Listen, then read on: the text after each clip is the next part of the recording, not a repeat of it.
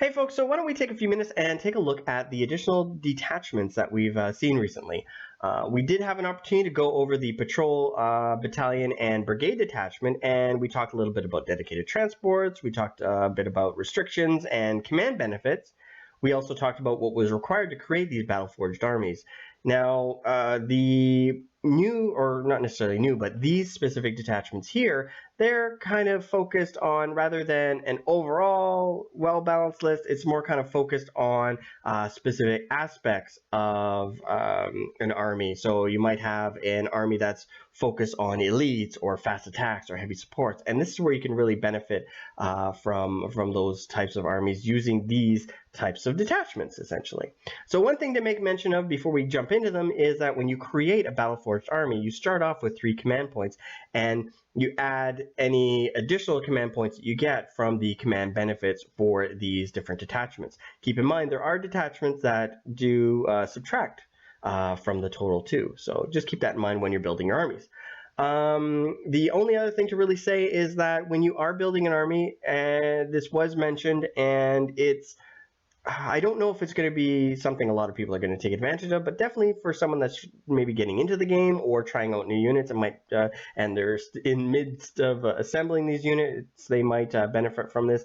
And it's essentially, you can create a unit at reduced strength.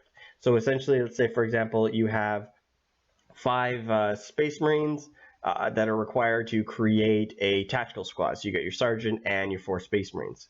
Now, if you only have 3 Space Marines built, you can still take those 3 Space Marines and add them into a troop slot and use them, but you're going to have to pay for the entire squad, so the full 5-man squad, but you can still use them at that reduced strength. So it's going to be an option for people that are maybe just getting into things, or I really don't see much benefit outside of that, but it's kind of nice. Now, that's pretty much it when it came to anything additional. Now, let's talk a little bit about these detachments. So, all of these detachments pretty much have the restriction of all units must be from the same faction, or there's no restriction at all. The command benefits, either you're getting some type of command point, or it's subtracted. So that's pretty much something to make mention of. When it comes to dedicated transport, just as a quick refresher, you can add a dedicated transport for each choice that you make within the detachment. So at HQ, you can have a dedicated transport. Just keep in mind, you still have to pay for everything with your points or your power level.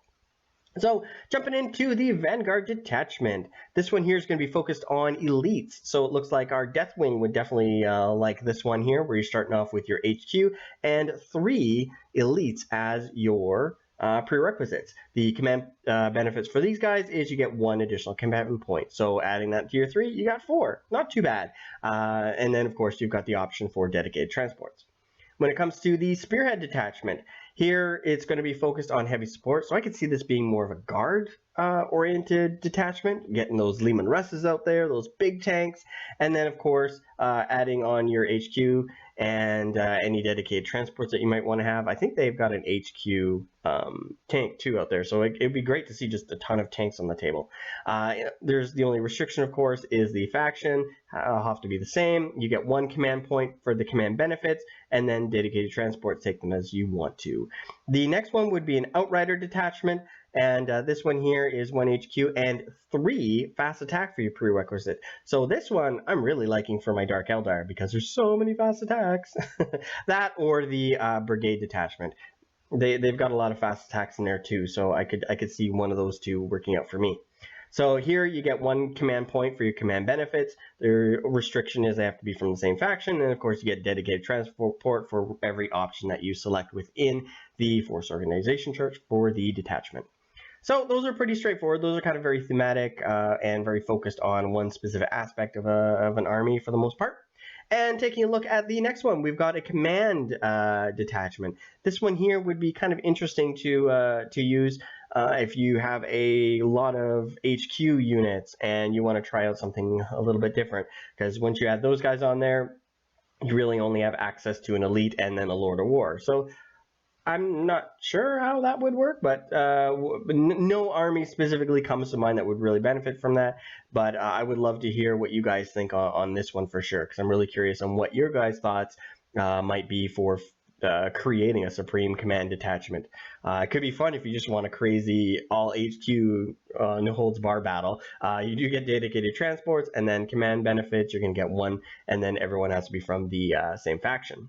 The Air Detachment Wing, this one I'm also excited for too, because I got a lot of flyers and I'd really like to try this one out, having an army of just flyers zooming in doing stuff. Not sure how effective that would be. We'll have to see how the advanced rules work, but we'll see how it works in the end.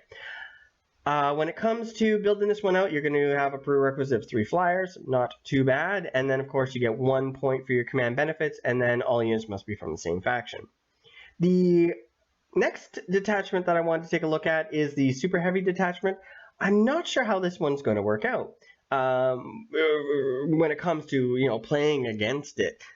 Super heavies are always scary, and so we've got 3 super heavies as your prerequisite. That's fine. I'm a little disappointed that it's 3 command points. I really kind of wish they would have cut that back just a little bit, but I get it. People want to put their Imperial Knight or Wraith Knight armies on the table, and we will see those. So we'll see how that goes. There's no restriction other than they have to be from the same faction, so that's cool. When it comes to the Super Heavy Auxiliary Detachment, you get 1 Lord of War, and no restrictions and no command benefits. So those armies that don't necessarily have a Lord of War, you could essentially add them on using this detachment here. So Dark Eldar need a Wraith Knight, or you want to put a something really cool for your Necrons or something like that when it comes to a Lord of War. Fortification network, you've got 3 fortifications. Your prerequisite is going to be 1. There's no restrictions and no command benefits. Finally, you've got your auxiliary support detachment, and this is basically you're going to add a unit to the table, and there's no restriction, but other than you can only put 1 unit on the table. So it's just an HQ or a troop or an elite or something along those lines. And you're going to have a -1 to your command points when it comes to this, and it's subtracted from the total. So those are some of the additional detachments that I wanted to take a look at today. Again, if I made any mistakes or interpreted anything wrong, please put them in the comments below. You guys have been doing a great job of keeping me honest and keeping me on track, so thank you so much for that. With that said, I'm really curious on what you guys think of some of these detachments. Are there any interesting armies that you can build out of elites, heavy support, and fast attacks that I haven't mentioned yet? And then, of course, what are your thoughts on this Supreme Command detachment? Is there anything that you guys could think of that would be kind of interesting to build off of that? And yeah, so with that said, I look forward to what your feedback is and reading your comments. And I also really hope that you guys take a few moments and like, subscribe, and really share the video if you find it interesting or know someone that might find it interesting as well. So with that said, I will talk to you guys later. Thanks so much, and bye now.